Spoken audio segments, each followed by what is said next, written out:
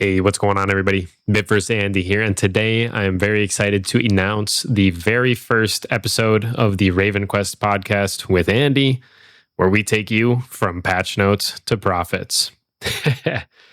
Obviously, this is episode 1, so I wanted to do some things like introduce the series, talk about a little bit about myself, and then dive into today's topic that will be all about Harvest Eve coming to RavenQuest. So, starting out with my goal for the podcast, I really am creating this to cover updates and things like dev blogs, basically just to have a chill, entertaining, and informative podcast for any RavenQuest player to enjoy. I'm going to be keeping the edits very light. I'm going to have a listener's first approach. So the visuals on these, if you're watching this in a video format, will be pretty basic. I also won't be targeting any certain length of time for each episode. I think naturally they will go a little bit longer as I'm just talking. But I really just want to let you guys know that I will only speak as much as I want to on a topic and then move on. You don't have to worry about me trying to pump in filler or any fluff coming into the series. Giving you guys a little bit of background on myself. As I sort of mentioned in the intro, I am Bit Andy. I am a RavenQuest content creator. I've made videos as well as live streamed the game already. And some of you may have seen that content. If you're returning for more, thank you. Every view helps a lot to a small creator like me. If you want to know my RavenQuest gamer cred, I am the big legacy level 75, so kind of a big deal. Although I know there's some players that are like in the 80s, so mad respect, but at least you guys can rest assured that I have played the game at least a little bit. Okay, so that's basically me introducing the series and myself a little bit. Now let's actually dive into what we're going to talk about today. First off, I want to break down everything that is coming in the Harvest Eve 2025 event. Going to read a lore announcement from 2024's Halloween or Harvest Eve event. And then I want to debut the 2 recurring show segments that we'll have on this podcast. That is a viewer question as well as a quick economy update. So, just looking at this Discord post from Niter today, he mentions Harvest Eve approaches with the Monk Madness major update. As the moon rises over endless autumn fields, the Pumpkin King stirs once more. Harvest Eve comes to RavenQuest in the soon approaching Monk Madness update. Collect and open Harvest Eve supply bags during your adventures. Taste Harvest Candies for eerie combat bonuses. Trade Harvest coins with the Harvest Hag for rewards. And earn exclusive titles to show your Harvest spirit. Now, I was not around and playing RavenQuest last Halloween, but I did get to play the spring thawing festival, I believe it was known as. So I at least do have some experience with events. This limited time event brings haunting fun, 2 new decorations, Harvest Reaper and Dr. Pumpkson, along with 2 brand new titles for the bravest of ghouls.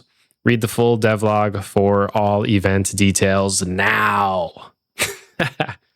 So right off the bat, things like the Harvest Candies, I believe this will, similarly to the Thaw Festival, give you a small buff, or maybe honestly it's a pretty large buff versus the event enemies during the event dynamic events. It's kind of a tongue twister there. The Harvest Eve dynamic event enemies, I believe these candies will give you a buff versus them. I'll be interested. I'm pretty sure I know what we're going to get from the Harvest Hag. As it was mentioned, the 2 new decorations, Harvest Reaper and Dr. Pumpkson. I'm I would predict that these are going to be house decorations that will give your character renown. So definitely keep an eye out for those, as well as the new titles. So we'll keep an eye out for those. The last thing in this Discord message before we move on to the full dev blog is the shadows are stirring and the Pumpkin King's eyes gleam once more. Get ready to fill your bags with candy and celebrate an unforgettable Harvest Eve in RavenQuest. Okay, pulling up the full dev blog, says Harvest Eve, the spooky season looms ahead. When the moon rises over endless autumn fields, whispers of the Pumpkin King return once more. And we already read that, actually. That was from the Discord post. Yeah. Okay. But the second sentence is different. The night grows longer, the air grows colder, and the old spirits stir again, calling all adventurers to join the Harvest Eve celebration. Okay, so pulling up the dev blog here. Now, I know I read through the whole Discord post. I am not going to read word for word the entire dev blog. I really just want to hit on the key points. So basically, we hear again here that Harvest Eve is coming back with the RavenQuest Monk Madness update. This does confirm that the Harvest Eve hub in RavenQuest will be where you meet the Harvest Hag and do this year's Halloween festivities, I suppose. And that is basically where, if you took part in the Thawing Festival, it's that same portion in RavenQuest will be transitioned into the new Harvest Eve hub, basically. Once again, it mentions collecting the Harvest Eve supply bags, harvest candies, exchanging harvest coins for those decorations and prizes, basically the titles and spooky house cosmetics. It goes into a little bit of detail on the Harvest Eve supply bag here. Harvest Eve supply bag can be earned when doing activities that yield experience, like hunting monsters or tending to your farmland. Each Harvest Eve supply bag contains an assortment of Harvest Eve candies and harvest coins, which will be the seasonal currency to exchange rewards for with the Harvest Hag. Each Harvest Eve candy grants a 10% damage boost to a specific creature family for 1 hour. Now, that actually is pretty good. I imagine things like vampires or skeletons could be those families, more on like the spooky side, I suppose. But that is actually a pretty good buff. When we got the Thawing Festival, it was, I want to say, if I remember correctly, like a 20% damage bonus to any of the Thawing Festival dynamic event enemies. So it was just event specific, but this is creature family specific. So honestly, like these candies, I think are much, much better. I'm curious to see what, you know what? Next freaking paragraph. Vampire candy, spider candy, hook mask candy. Okay. Well, there's 3 of the families that I would pretty much guarantee we'll see the bonus for. Honestly, patch notes to profits, I'll put you guys on right now. If you want to buy looter tonics for vampires, spiders, or hook masks, I'm sure there will be a little bit higher demand coming soon. You think, okay, I can grind 10% more mobs out in an hour. I want to also get that looter tonic bonus. Boom. Just makes sense. I think demand will increase on those.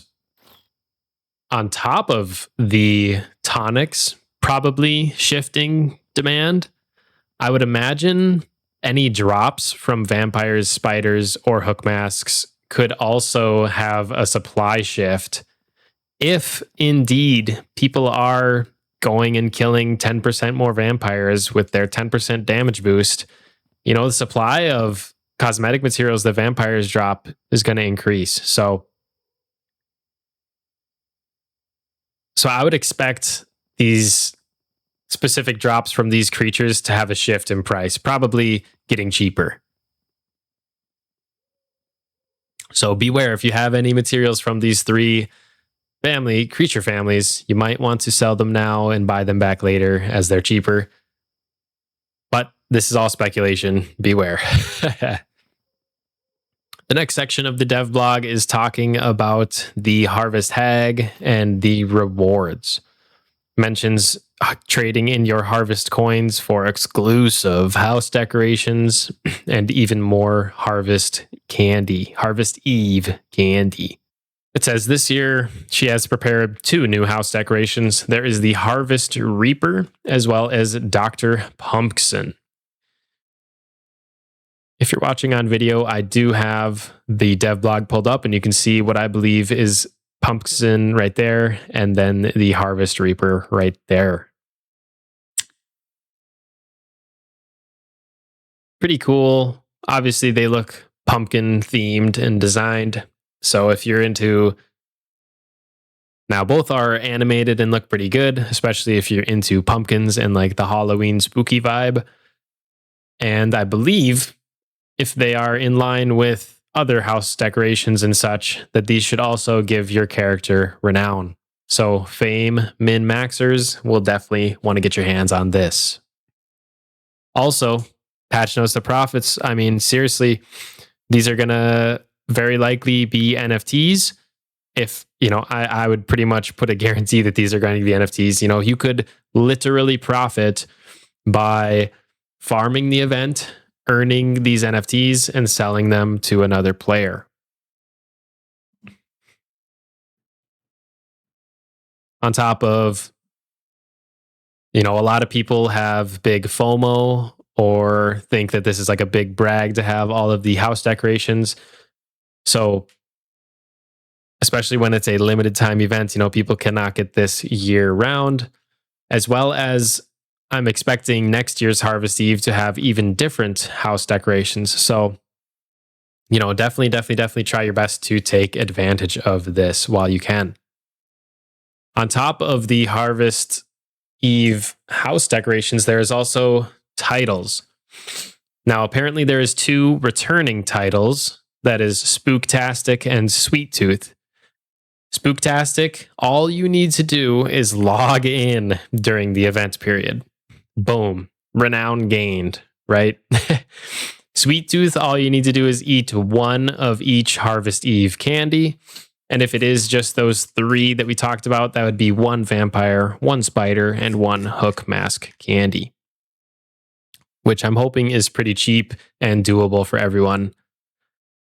And then there is the new titles. So these are new ones that you could get. That is the Harvest Spirit if you log in 7 different days during the event. And the next one is Grinding Ghoul. That is collect 5,000 Harvest coins. Now, I obviously think logging in 7 days during the event is going to be a piece of cake for most people. I think any one of my listeners should set a goal of at least being able to log in 7 days during the event. That'll get you this exclusive. I really don't know if it will be returning next year because there is some returning titles from last year. But this is a new title, brand new way to get renown. Not sure if it will return next year. I hate to hype up the FOMO, but please, I think just about any one of my viewers could log in 7 different days during the event. I do not know how difficult it will be to get 5,000 Harvest coins for the Grinding Ghoul title. But if you are on like the last day and you're at like 4,900 and you're like, oh gosh, if I push 100 more coins today, then I'll get this title. And I think in a situation like that, it could be worth it. So personally, my goal is to get the login once during the event, eat 1 of each candy, and log in 7 different days. I will see if I can get 5,000 Harvest coins. It totally depends how many of these you can get per hour. We don't know the drop rates or anything like that, so we'll have to find out. That is pretty much all of the juicy info from the dev blog around the Harvest Eve event. I did notice from 2024 a Harvest Eve announcement from RavenQuest that had a pretty cool lore excerpt that I want to just basically read aloud for you guys to get you sort of, add world building as well as get you guys sort of excited and in the mood for the Harvest Eve event. So here is the ASMR read through. Enjoy. Once upon a time, when spirits walked the land, a humble farmer was tending to his crops on Harvest Eve's night when he was approached by the Pumpkin King. With a golden grin and twinkling eyes, the Pumpkin King congratulated the farmer for the bounty of his land. The farmer, though a little afraid of the entity, remained proud of his hard work and told the King of Autumn about his wish for the harvest to never end. To this, the Pumpkin King replied, "Harvest your best pumpkin, carve it into my likeness, and I will grant you this wish." His smile wide and his eyes bright. The farmer, too humble to pass up such a gift, gathered the largest pumpkin in the field and began carving it right there. When he was finished, he presented his benefactor with a masterfully carved likeness. A pumpkin so well rendered, it reflected the Pumpkin King's own visage. At first, the king was full of awe, for he was vain and delighted by his image. But as he examined the carving more closely, his delight turned to fury. The reflection was too true, too perfect, and in it he saw all the small imperfections of his own face mirrored back at him. Without another word, the Pumpkin King smashed the carved likeness with his mighty hand. Then, with a sweep of his cloak, he soared into the sky, whispering sweet lies into the moon's ear, tricking it to stay in place forever so that the seasons could not pass. And so, it happened that autumn stretched on, endless streams of falling leaves blanketing the golden fields. At first, the farmer thought this was a blessing, collecting sack after sack of bountiful produce. But as days turned to weeks, then months, and the season never changed, the land grew weary. The yellow leaves kept falling, and the crops began to stall. The farmer, once thrilled with an endless harvest, now found himself overwhelmed, unable to keep up with the relentless pace. His prized fields began to rot, bloated with maggots, vermin, and disease. That was when the farmer realized his folly. In desperation, he pleaded to the trickster's kin, the courts of Lumineer and Umberlim, of Summer Breeze and Winter Wind. "Please," he cried, "it was my wish that caused this. Now I see how it must be." He fell to his knees. "There is a time for harvest and a time for rest. Undo the trickster's curse and let the seasons turn once more." The spirit took pity on the farmer and decided to put an end to their brother's scheme.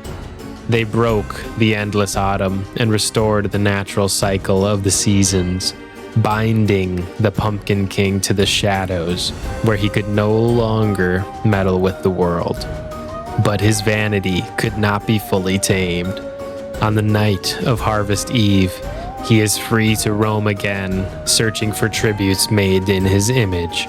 To keep his tricks at bay, the people carve pumpkins in his likeness, careful not to make them too perfect. For if the Pumpkin King is offended by a face too true to his own, his rage may return, and with it, another endless autumn. Wow. Talk about self-confidence issues, man. Dang. Pumpkin King, man. Pumpkin King. So yeah, I thought that was pretty fun. Obviously, pretty cool lore building, world building, just talking about where the Pumpkin King and Harvest Eve traditions came from. Okay, so that's pretty much all I wanted to cover about the Harvest Eve event. I want to now dive into my two recurring segments that I will have here on the podcast. The first one is a viewer question. Basically, I want to have like community engagement.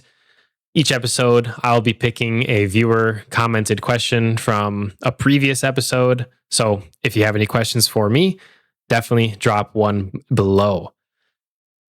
Obviously, because this is my first episode, I sadly have 0 viewer comments. So I've gone ahead and asked myself a question. My question for today: what feature coming to the game are you most excited about? Personally, coming to RavenQuest, I am most excited for 2 things. The first big one is group dungeons or group raids. I am super, super, super excited for the Holy Trinity to actually mean something. You know, when I first started playing RavenQuest, I was like, gosh, do I want to be a tank? Do I want to be a healer? Do I want to be DPS? I swear 99% of players are DPS because that is effective solo. Nobody, well, less people cater to the group roles. You know, I see many less healers, many less tanks. And I really, really, really want group dungeons to expand on that. You know, give us a reason other than certain bosses and hard or impossible Aether Echoes scrolls. Give us reason other than that to actually bring a healer somewhere or bring a tank somewhere. You know, super, super excited for group dungeons and group raids. The other one is mobile release. It has been so long that the game has been out. I know that the game had a mobile beta before full release in March of 2025. So I know that they had like a well-functioning beta of the mobile client of RavenQuest. Probably like February, right? If I remember. And so I know that the mobile client is ready, and they keep bringing up that the reason for it being delayed is to deal with botting issues. Apparently, it's hard to detect on mobile. So that one I'm obviously super, super excited for. It will open up the community to many, many, many more gamers, you know, people that might not have a PC to game on, or just prefer mobile gaming, or need to, or want to play more on the go. You know, that's my bucket. I want to play more on the go, or if I'm not sitting at my PC, I want to be able to play. So super excited about mobile release as well. That answers my question for today's episode. Again, please leave your viewer questions below for the next episode. The last segment I want to go over, and this will be a recurring segment, is the economy update. I basically want to talk to you guys and anchor a little bit more in on the profits side of the show. I want to talk about the silver to quest exchange, and then the quest to like US dollar exchange, as well as track infusion prices for you guys. I want to track infusion prices for you guys. And then lastly, if I have any sort of market predictions or anything, then I will make them as well. So just starting off with the silver to quest market and how it's doing.